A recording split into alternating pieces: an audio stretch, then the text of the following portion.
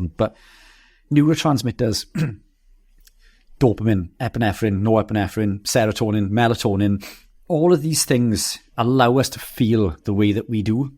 Dopamine and serotonin in particular. Dopamine and serotonin, these are pathways that we are hardwired to chase. So it's embedded deep inside us. So we need to elicit these responses. Now, the way that we produce these neurotransmitters, or the catecholamines, is through the conversion of certain amino acids, tryptophan, tyrosine, and phenylalanine, into the neurotransmitters. Well, that's brilliant.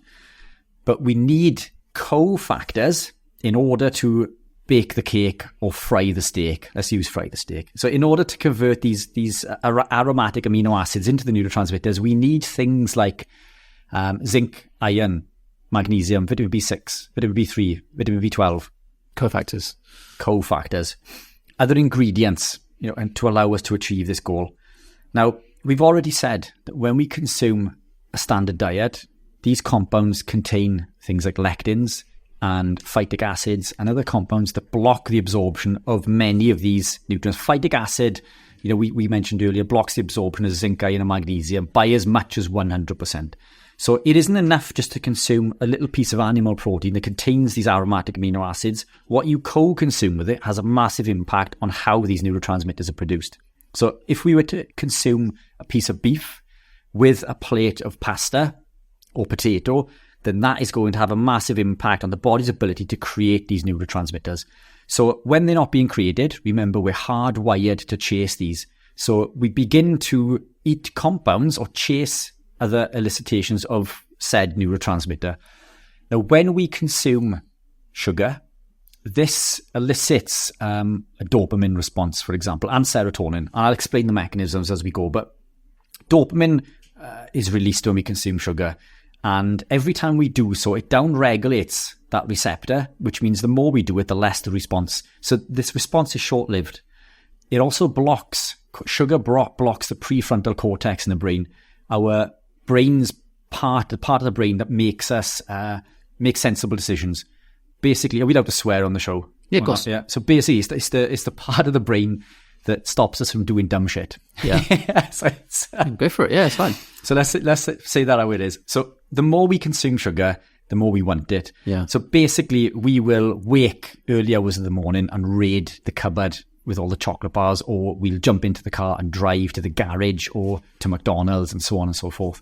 So we're stuck in this cycle. Because we're no longer producing them naturally, we're stuck in this cycle. Now, whenever we consume sugar, it elicits an insulin response.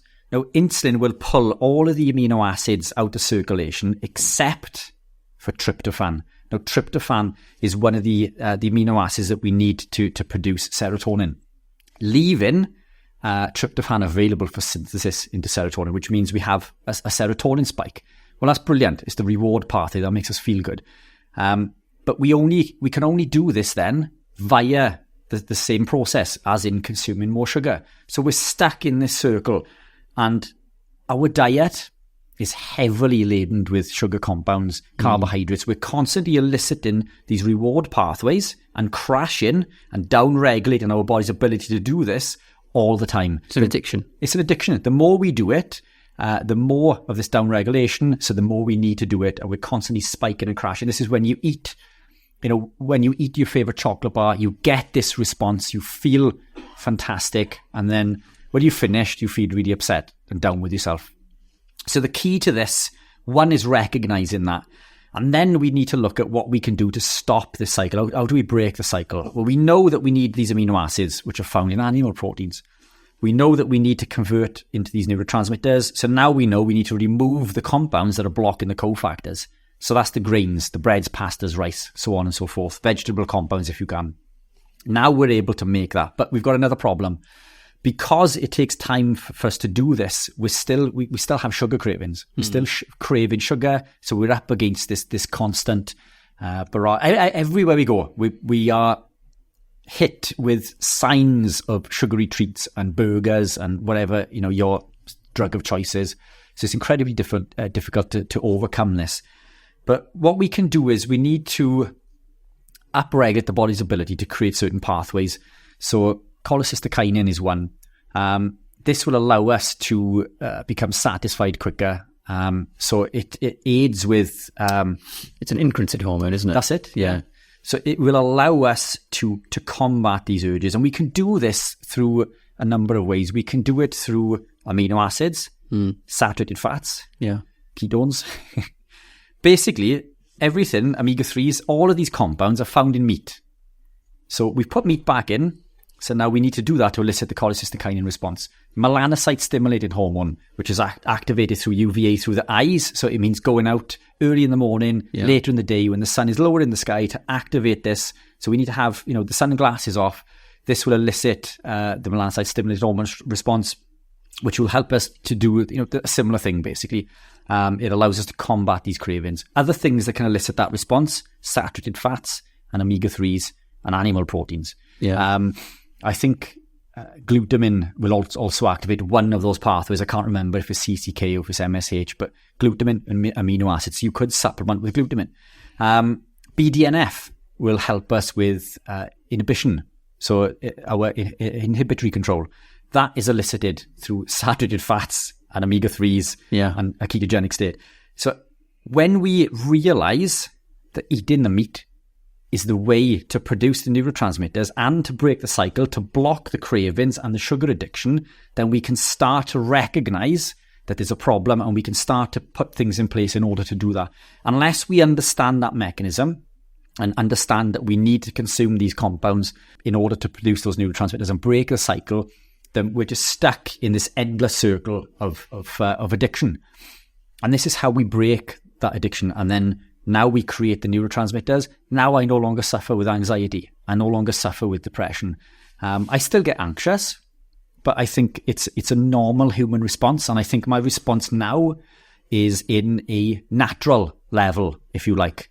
Again, coming back to what we mentioned with insulin and cortisol, these are things that are natural and we need, said responses. I wouldn't be here today if I still suffered with severe anxiety. I wouldn't have had the confidence to drive up. I wouldn't have had the confidence, to meet you at the hotel. You kindly came to pick me up, which is fantastic. Thank you for that. All of these things, the thought of driving into London and booking a hotel and do it, that would have been enough to have crippled me, and it probably would have caused a migraine. Wow. And I'm here now, speaking with you and, enjoying every minute of it. So it's... I think people really underestimate how much diet plays a role in mental health and things like anxiety specifically. And it's interesting to hear that you're completely okay. Well, I don't know if it ever comes, if there's anything else that triggers it, but in this context at least, you're completely here. I don't think because of medication or anything like that, but purely because of the diet changes that you've made. Have you ever heard of someone called Georgia Eads? Yeah, I know Georgia. Yeah, I think if anyone is interested in the role of diet and anxiety, I'm sure you'd agree, a great person to look into. She's got a great book out, I think, Change Your Diet, Change Your Mind. Yeah.